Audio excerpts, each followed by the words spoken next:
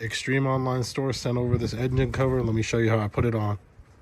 So what you're going to want to do is remove these grommets. There's 5 of them. 1, 2, 3, 4, 5.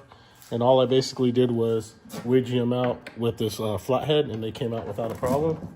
Extreme Online Store sent it over in a big box.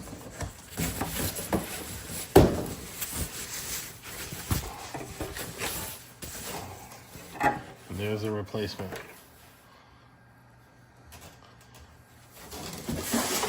So on the bottom, here are the 5 spots we're going to replace. All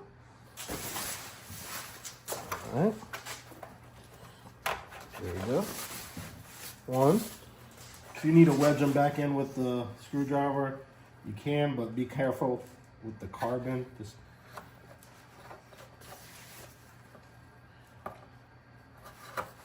there we go. Here's that one.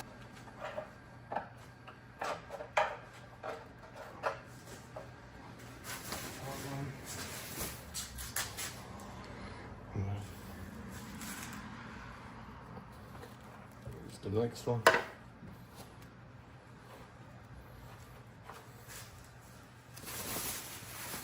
And then the last one.